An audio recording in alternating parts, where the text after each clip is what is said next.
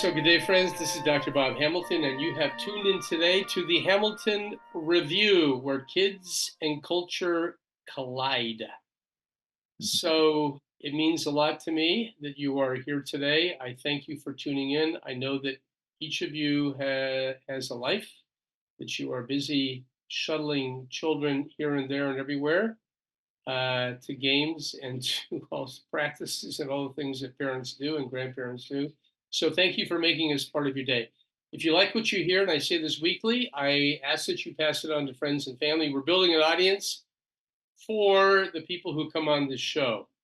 And I am honored today to introduce a individual who's in the business of kids, very much so. He is in the movie business. His name is Rick Dempsey. He has worked with Disney. Now he is the international product promoter for a series called The Chosen.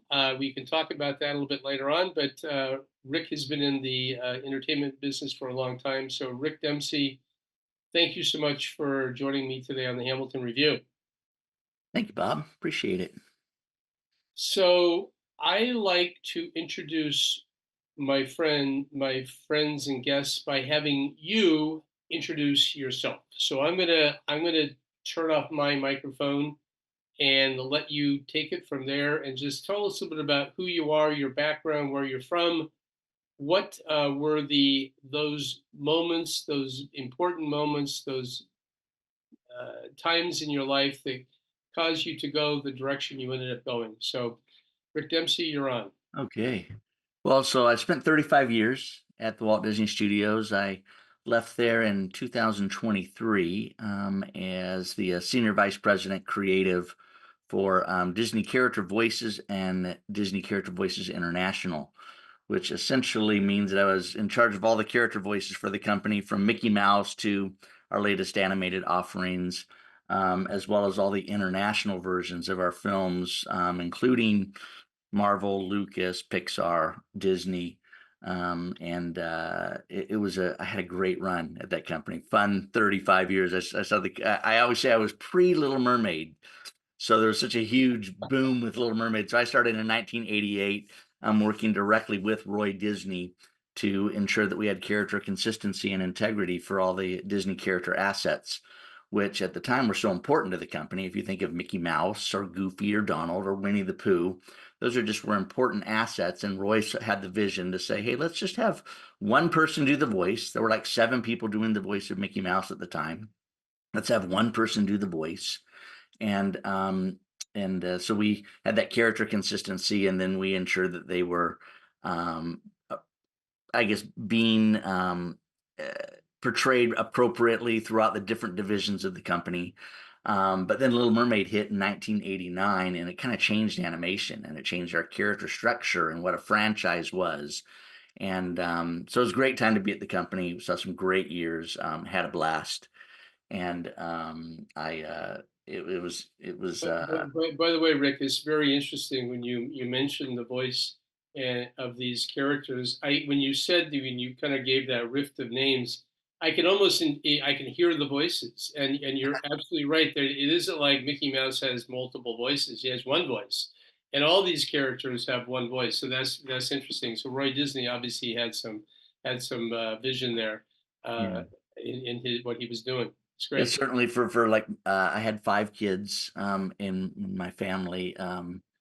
My wife and I we got married in 86, so most of, in fact, all of my children's lives, they grew up with Disney around them. So to have the characters call, I remember we were working on Aladdin, or doing something with Aladdin. The film had already come out, so my daughter loved it, and so to have Aladdin actually call her, to have Belle, the real Belle, call my girls, or the real Ariel call my girls, that was one of the perks of the job, that they got phone calls from the real voices of the for character. for their for their birthdays or whatever. Is that what it was? Exactly. Yeah, exactly. Wow. So, yeah, and I got into the business, to kind of go to your original question, was I started out in my church when I was about 5, 6 years old. I just love to sing. I was always singing around the house, and our church had a children's choir and a pretty good congregation of producers and directors from Hollywood.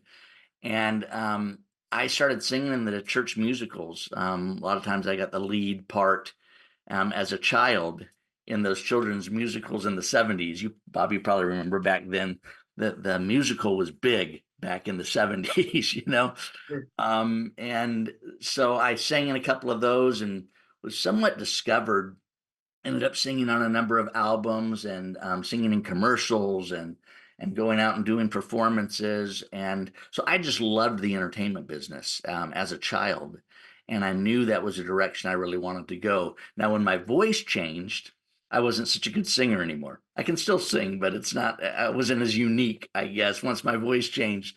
So I said, well, maybe this whole singing gig isn't going to work out the way that I want it to work. So maybe I could produce. Maybe I could do something on the other side of the glass, as we say in the recording studio, you know, where we're producing. And my best friend's dad, his name was Paul DeCourt, and Paul was the vice president of music at Hanna-Barbera. Sure. So he was overseeing all this music for the Flintstones, for the Jetsons, for Yogi Bear, you name it, the Smurfs. And we got to, as kids, go into this recording studio with these musicians, and we would sit alongside the musicians and watch them play, and it was fantastic. Oh my And God. I remember thinking as a kid, that's what I want to do. I will never be able to play like these guys. I will never be able to sing as well as what I've heard studio singers do, but I think I can produce. I think I can be on the other side of the glass making this happen. So Paul DeCourt was always kind of my target in the business. And I wanted to produce music in some way. And through the things that I ultimately ended up doing and finding my first job and all that, I ended up in the whole voiceover business rather than music specifically. The first show I worked on was Inspector Gadget. I don't know if you remember that one. Sure. But yeah, so I was working for that company. It's called Deke Enterprises, and they gave me the opportunity to work on Inspector Gadget as the talent coordinator, and I kind of got introduced to this whole world of voiceover. And from there, I went on to Disney to head up Disney character voices. Amazing. Amazing. And so you were there for 35 years. Yeah, So it did. you got to oversee a lot of talent. Yeah, it was really fun. I mean, if you think of all the talent that have come through to be our character voice, Robin Williams is the genie. To work with him, it was genius. You know, Tom Hanks, Tim Allen as Buzz and Woody when the Pixar franchise came along. Sure. Just so many talent that I had the joy of working with. My favorite was probably Phil Collins. He did the music for Tarzan, and I was a huge, my music background, huge Genesis Phil Collins fan, and in working on that movie to just work alongside Phil, that was a real thrill. So what are these superstars like on a day by day basis? They're all They're doing something very different. They're not necessarily in front of a camera. They're behind a microphone, right. so they're not in their usual world really. I mean, this is Robin Williams. You think of him as being in front of a camera, but what are these guys like? Yeah, they're all of them are usually there because they, want to be involved in some kind of family entertainment. They want to appeal to the family. And it is a lot easier to roll into a recording studio in your pajamas and not have to worry about hair and makeup. And you can just be funny and be goofy in the studio and come up with a characterization. And you don't have the visuals to go along with the acting. So you really have to do a lot with your voice to really make it resonate with your audience, to do something fun with that character and to do the character development from a voice only. So you find a lot of the talent really start getting into it, and how can they really create this character even though you can't see them. And it was always just a blast to watch them kind of come out and do their wacky stuff and create a character out of nothing. Yeah. Most of them were really fun. They were there because they wanted to be there. Yeah, you get that feeling. Now let me ask you, because and this is an aside. Sorry, but okay, you're talking about animated films here, Mhm. and you're not talking about they're not. Are they seeing pictures? Or they obviously have the storyline, but because I think that obviously timing and all this kind of stuff is incredibly complicated with trying to get animation and the words and everything to go along with the character. Yeah. Are they getting? How do they get into the moment to do that? Yeah, when you're doing the original film, they're looking at storyboards. One thing that Yeah, people don't understand is you always animate after you've recorded the voices. So you record the voices first. That way, someone like Robin Williams can go off script, do whatever he wants, be crazy, ad lib, and they're able to capture that in the animation.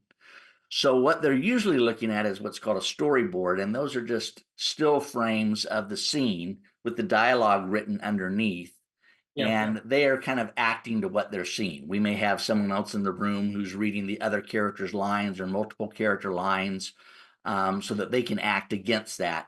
But they're taking the scene, envisioning what it can be, and then kind of creating the moment. And it requires the directors to come alongside and make sure they understand the intent of what the scene is. Is it intimate? Is it crazy? Is it loud outside? Is there going to be a lot of background noise? What's the environment? Explain all that so they can get into their part, and then you just kind of let them go. yeah. I mean, it's really genius, and it takes. There's a lot of moving parts there, which is and when you watch when you watch an animated movie, you're into it. You're into the characters. You're into. I mean, you're. I when I watch these movies, Toy Story, I'm all there. When the guy's crying, I start crying. It's just like I forget that they're cartoons. I actually think they're real people, and Yeah. the voices kind of make it that way too. Yeah. So I'm curious. Okay, Disney is a company that we think of historically as being entertainment for kids. When I say that entertainment for kids, what does that make you? What does that mean to you, and what does that mean to a company like Disney? Well, when I started in the industry, it was really about family values. We really kind of wanted family values, and what um, I knew going into the industry. As a Christian, I didn't want to compromise my beliefs. And going into the entertainment industry, I thought there might be that temptation to compromise my beliefs. But I was fortunate enough to work for Disney, which was a family entertainment company, Yeah. and then to be in charge of the character's voice consistency and integrity. I thought, man, I landed the jackpot, because in terms of my personal compromise, I wouldn't have to do that.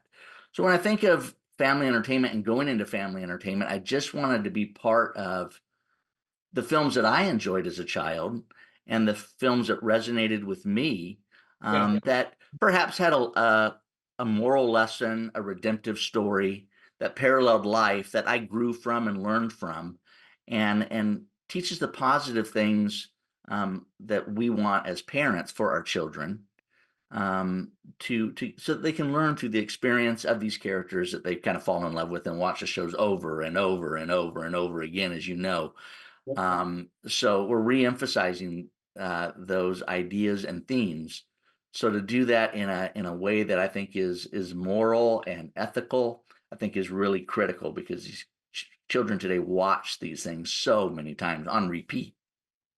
No, I mean, not only do they watch them, but they literally memorize the show completely. They know every character. They can actually kind of give you the dialogue without even the film going. It's incredible. And you're right. There is a repetitive desire that they have to watch the show over and over and over again. So family values are really, you're talking about moral, like a moral message. I mean, I think that most stories have a moral to them, whether that be a lesson of life or a lesson of what to avoid, what to do.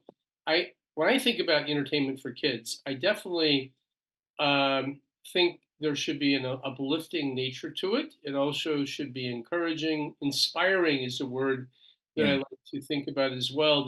That children should be inspired to maybe a higher, to behave better and sure. do things and speak truth and differentiate between the good and the bad.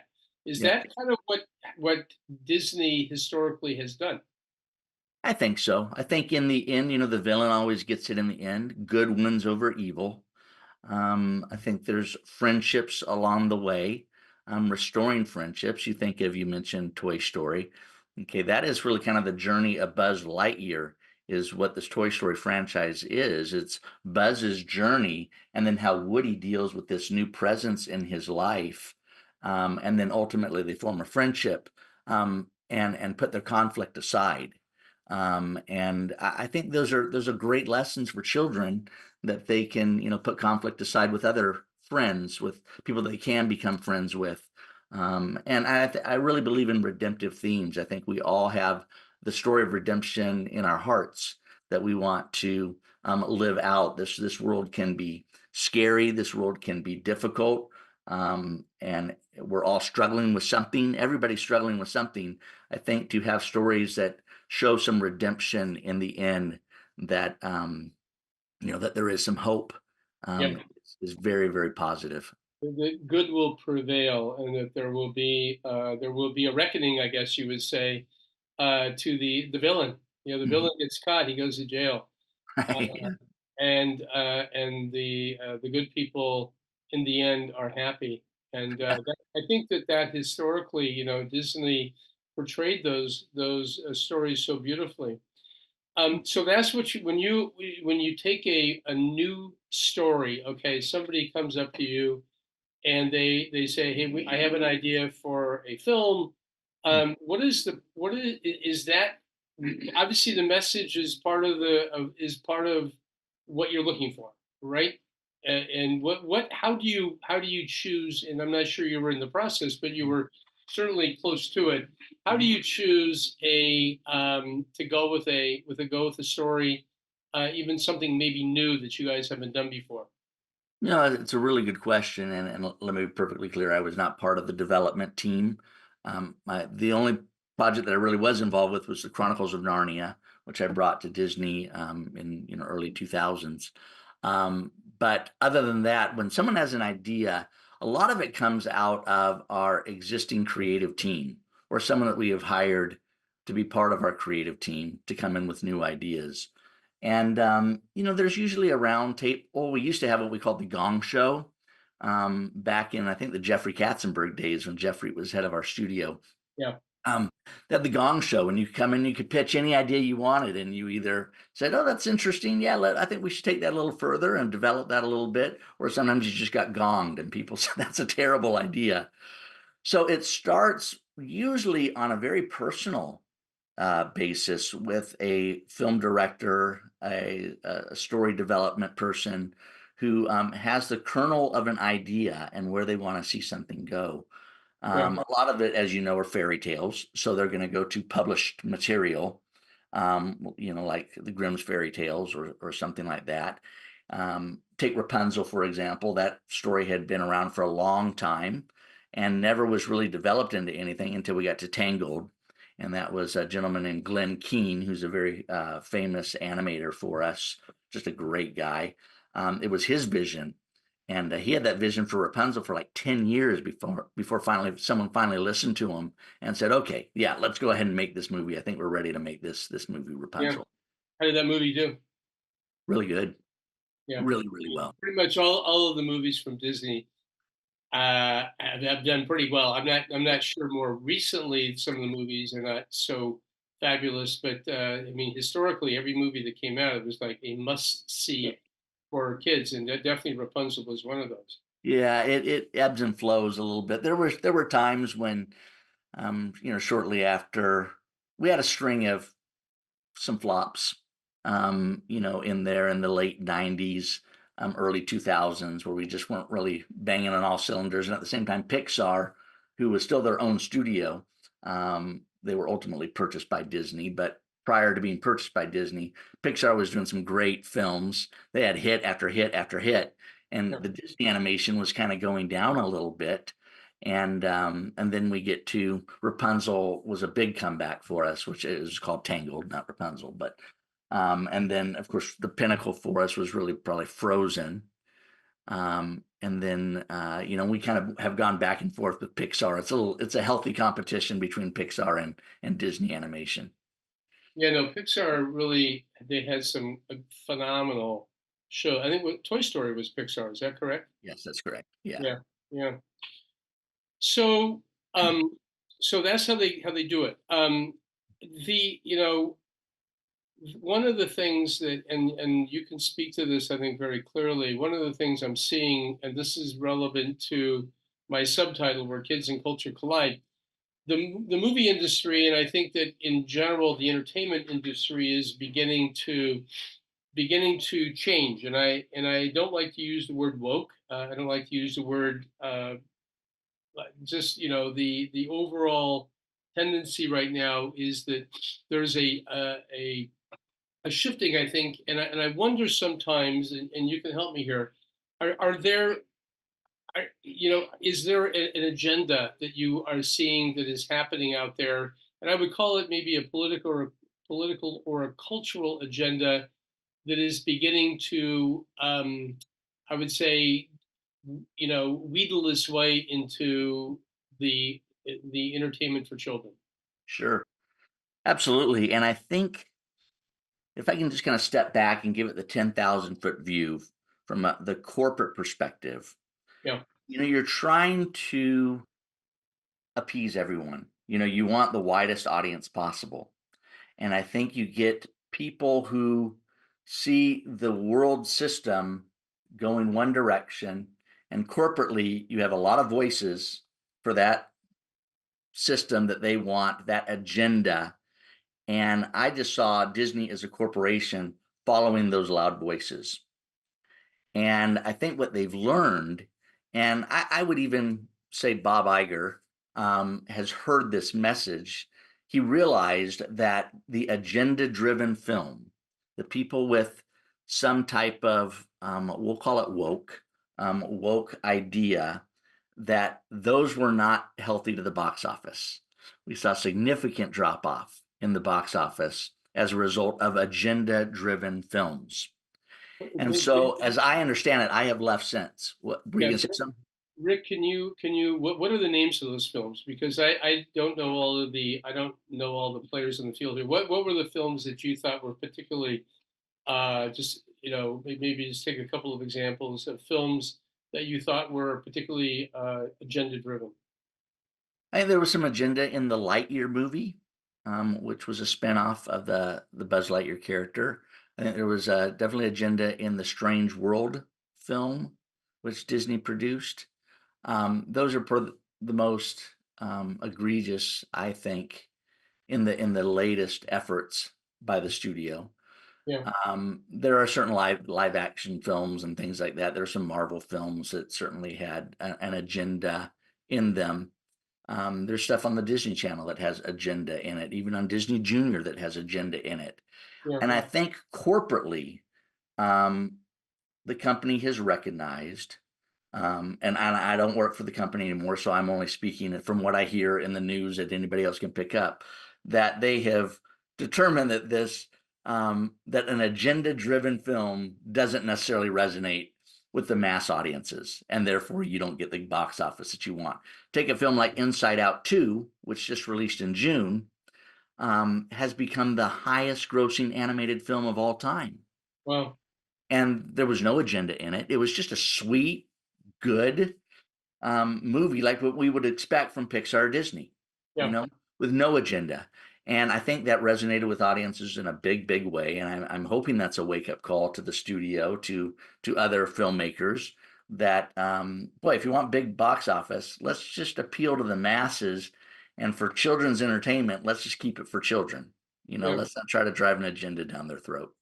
Well, I think that all of us, when we go to a movie and you feel like you're being preached to, okay, to use that word, and you know what I'm talking about. You spent time in churches, and I did too. Mhm. When you get preached to, you know what that means, and I don't mind being preached to when I go to church. I need to be preached to, but when you go to a movie, you're there for entertainment. It's kind of like when you go to a football game and you get preached to by the people who are not saluting the flag, or they're putting their knee down when the national anthem plays. I find that to be it's just the wrong venue. Mhm. And you kind of go, okay, I understand you're not happy right now with whatever it may be, and so you don't want to stand for the national anthem, or you want to take a knee. But you know what? We're here to watch a football game, not to listen to your grievances. Right. And I'm sure that that is. And listen, the ultimate goal of, I mean, I guess is a business. Disney does have a responsibility to their shareholders anyway to put out movies that settle well with the people. Right. That's exactly right. Um, and yeah, I don't think Disney really has done any preaching in their movies. I think allegory is powerful. I mentioned the Chronicles of Narnia, and that's a great allegorical story. Yeah, I don't think it comes off as preachy. I think people love that movie. But I think allegory resonates again, coming back to those stories of redemption. I yeah. think really are powerful in any kind of context. So, yeah, but without being preachy, I would agree with you that we are there to be entertained. And you're right. If we're going to preach, let's get people to church where they can be preached at. And but for entertainment, if we can put some of those redemptive themes in without being preachy, I'm all for that. But yeah, I don't think agenda on any front is going to fare well from a Wall Street perspective. No, well, I mean, I listen. People, human beings are. I marvel at the sophistication and the ability for people to figure it out. They really do. They go. They can smell it a mile away.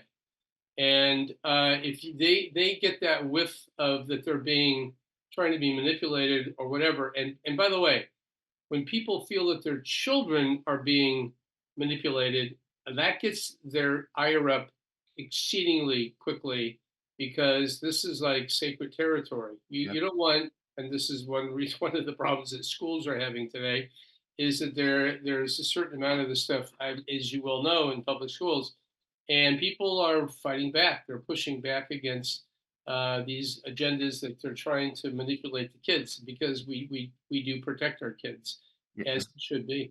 Hmm. Absolutely. So I have another question for you. So I'm looking at the world, kind of moving on here a little bit, the world of films in general. My observation is that the box office, I'm talking about traditional theaters, is becoming weaker and weaker. That there's not a lot of people going to movies. I think that the pandemic knocked us out of the movie theater by law, and the resumption of people going out to a movie has been somewhat broken. I'm curious about your thoughts about that. Yeah, times have changed, and we can access media in so many different ways.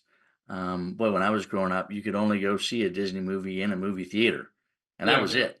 yeah, Unless they put it on the Wonderful World of Disney on ABC on Sunday nights, you weren't going to see a Disney movie any other way. Then we yep, came out with DVD, and everybody thought I'm sorry, VHS originally, VHS, DVD, and then Blu-ray. But that whole in-home entertainment terrified the industry. They thought, well, nobody's going to go to the movies anymore if we're releasing all our content for people to watch at home. Well, now we have the streamers, and the streamers are, broadcasting things, and I think where the theater owners fight is against those windows of when we can release something in theaters and when it's going to be available in streaming. yep, Because if I can see it streamed in 2 weeks' time, why go to the theater? I can wait 2 weeks. So that's always kind of the rub between theatrical exhibition and streaming in home. But I think just because we have access to so many different media forms, it has hurt the box office. So yeah. therefore, in my opinion, and this is just Rick Dempsey's opinion, we might get a lot of people to side with me on this though, that what is successful in the theater these days needs to be epic and big and something that you need to see on a big screen. Yeah.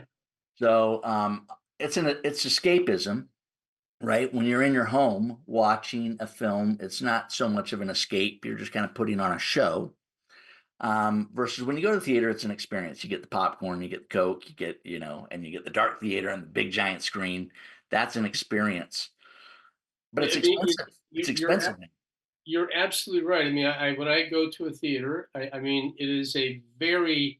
I will tell you that when I'm at home, the there are distractions, Yep. and you can also pause it, and you can, there's interruption in the experience. When you're in a theater, is totally immersive. I mean, first of all, it's bigger than life. You kind of this gigantic screen, and your eyes are kind of, look, there's a lot to see, so your eyes are looking all over the screen, and you're surrounded by this sound which is like loud, and you kind of go, you're there. When Right. you're at home, I mean, some people do have these gigantic screens that are bigger than, as big as the cinemas. Yeah.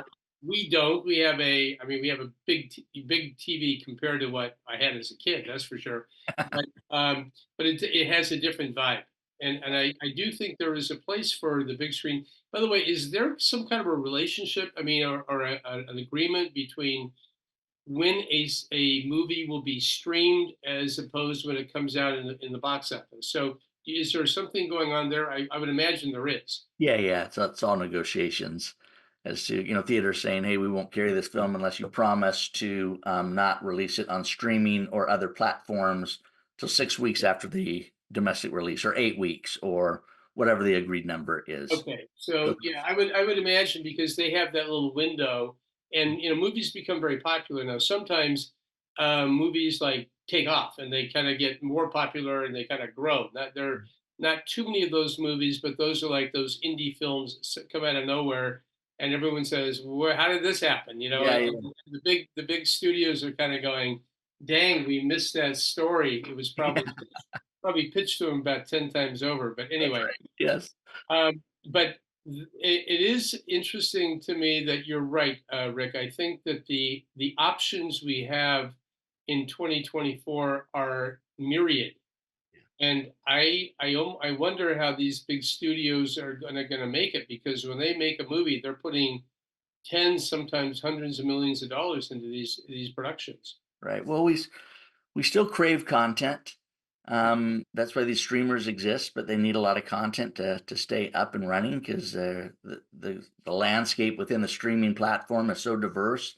They got to appeal to kids, they got to appeal to adults, they got to appeal to the comedic, genre. They got the action adventure genre, the horror genre. So all these things. So they need content to fill up that space. And I think on the theatrical side, you create something big. I'm a big fan of the Mission Impossible movies. I mean, I just think they're really fun, and that's something that I want to go see on the big screen.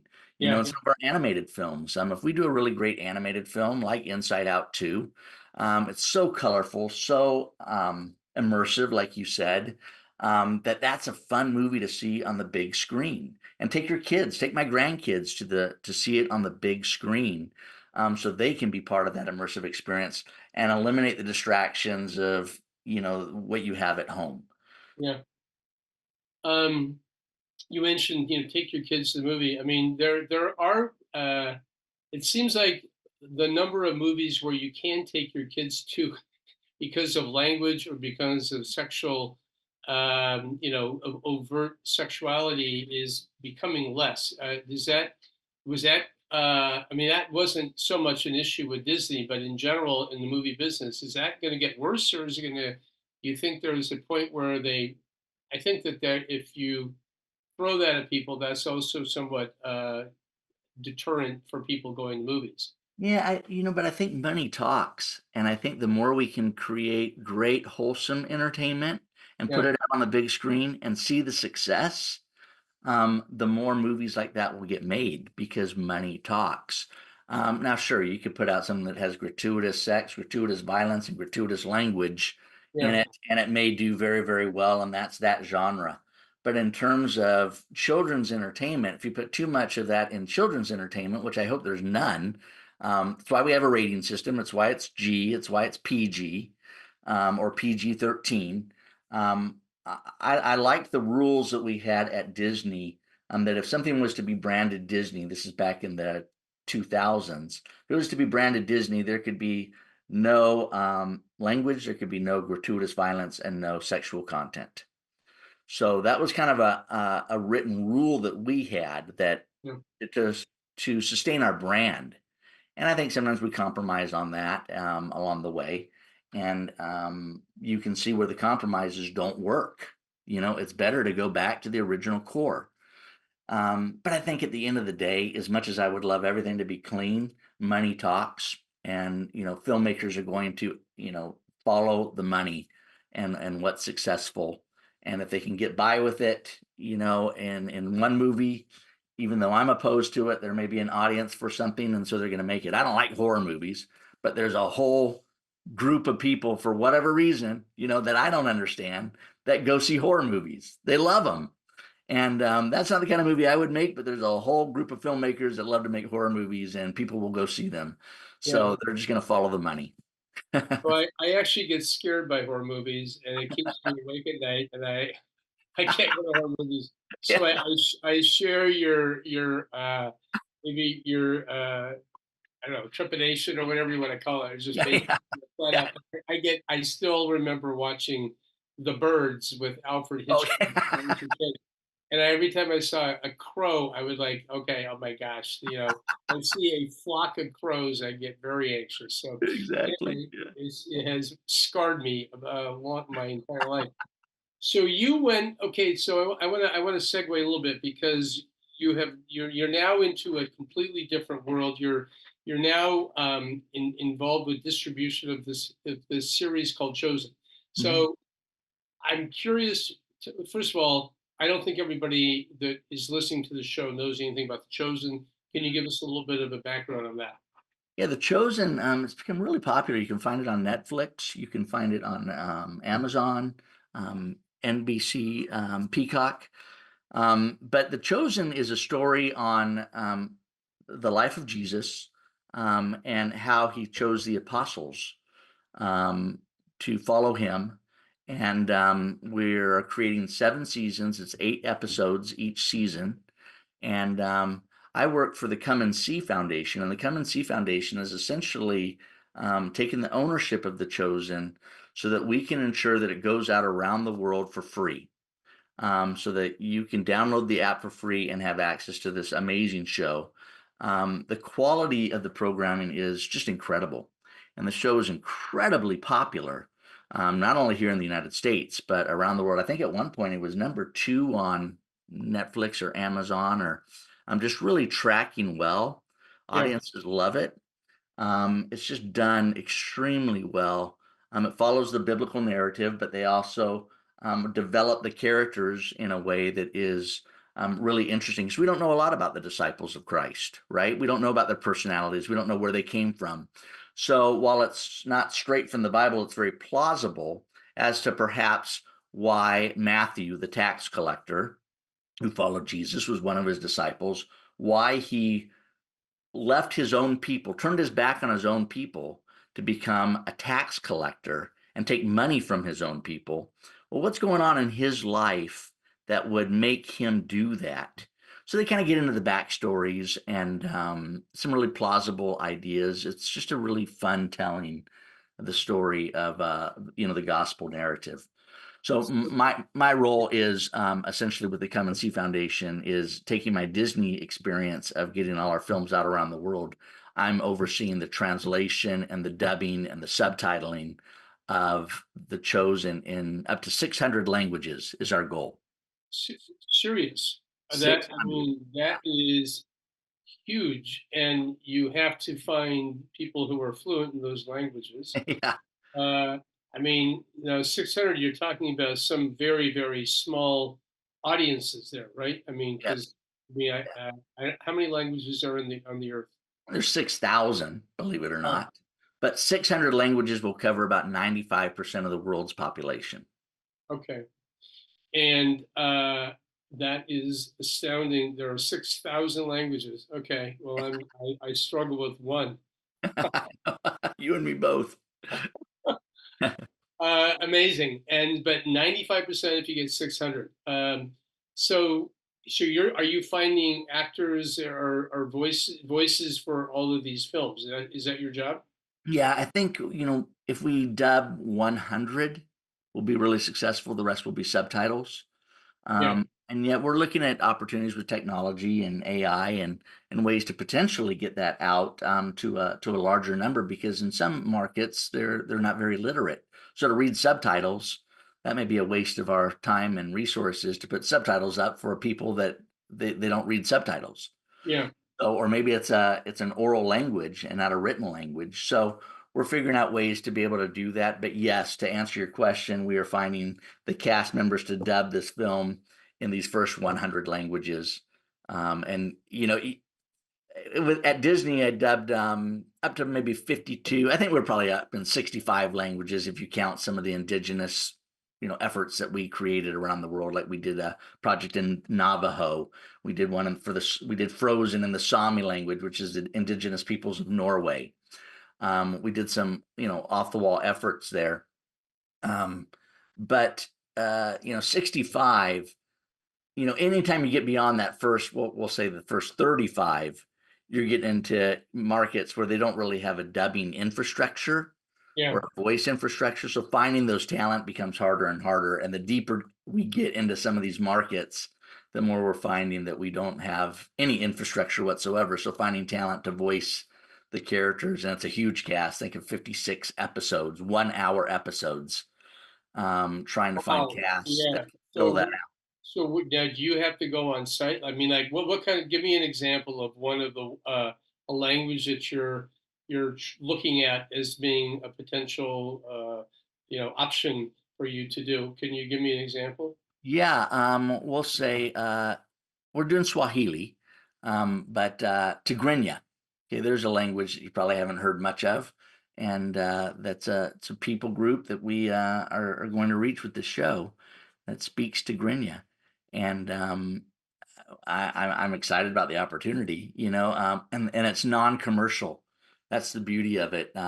No studio would dub in Tigrinya. I said, you follow the money earlier. No studio is going to follow the money to the Tigrinya language, but we're doing it purely for a ministry opportunity to get this series out to them. Where is Tigrinya spoken? It's in Africa, and I think it's Ethiopia. But I might be wrong. I probably need to look at my world map, and I can tell you in just a sec. But I'd have to Google it. So how many people speak Tigrinya? um, it's not it's more than you would think. No, look it up. Because yeah, I mean, I mean, you're gonna obviously going to be parsing, and you wonder how many people who speak Tigrinya also speak perfect, British English too. So you wonder, are you chasing a something that doesn't need to be chased? But anyway, you guys are in the business; you'll figure it out, right? Yeah, exactly. Yeah, I know. Yeah, I'm right. It's in Ethiopia. The number of speakers is, I don't know, maybe I don't know. I don't know how many people speak Okay. that language in We'll, Ethiopia. we'll Three do another. dialects. I'll do another show with you, Rick. Yeah, there you go. You can give me your answer and tell me how the Tigrinya translation is going. Yeah. So um, I'm just finished. I want to finish up here because I'm watching our time, and I made a promise to you to get you out of here.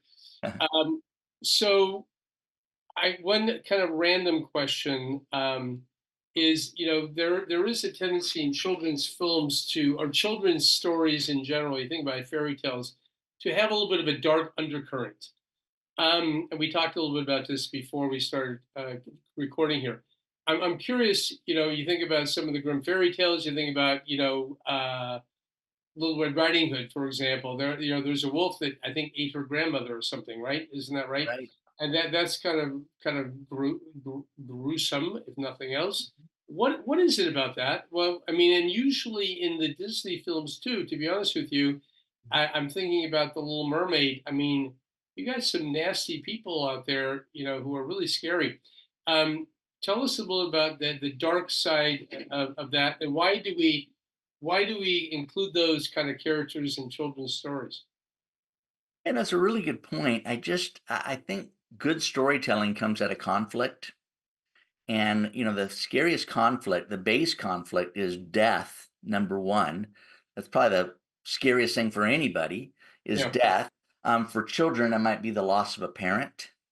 Um, so as you're developing stories, and this goes back for centuries, I think that conflict of what are our greatest fears and how do we overcome them finds that theme finds itself in our stories and in our fairy tales. Yeah. That what do we do in those situations, and is there hope? And usually, it's the and they all lived happily ever after. I mean, we want to get to the ending, but we Yeah. start with the conflict. We're scared to death. We're afraid we're going to die. We've lost everything. But guess what? At the end, we all live happily ever after. I mean, that's the arc, and we want to get there. So I think it just comes from the storytelling aspect of putting people on the edge of their seats right from the beginning, as to, well, what's going to happen? How are they going to resolve this? Death is imminent. How are we going to get to the happy place? You know? You know what? I think that's the challenge of life is how do we even get to the happy place? Amen. I'm still kind of, in some ways, I'm still kind of working on that. All right. Well, listen, Rick, we're gonna end it here. I want to make sure that you get to have your afternoon with your family, but I want to say thank you so much, Rick Dempsey, for coming on my Hamilton review today. You've been a very very excellent guest, so thank you for everything. How do people find you if they have a question for you? Well, they can reach out to my company, which is Rick at SnoCone Prod, as in productions, snoconeprod.com. SNOCONE prod.com. Okay, there it is, you guys. Rick at snowcone.prod. Yes. Okay, Yeah, snoconeprod.com. snowcodeprod.com. Okay. Yeah, there you go. Yeah. Very good. Well, listen, Rick, I wish you the very best. Thank you for all that you're doing. Good luck with the Chosen. It sounds like you're onto something pretty cool. Yeah. And friends who are listening today, I want to thank you as well for taking the time to spend a little bit of time on the Hamilton Review. Your presence and your listening means a lot to me. So thank you. Until next time, be well. Take care. You have been listening to the Hamilton Review, where kids and culture collide. Thank you for allowing us to be a part of your day. Tune in again next week on Apple Podcast. Rate and comment and tell a friend.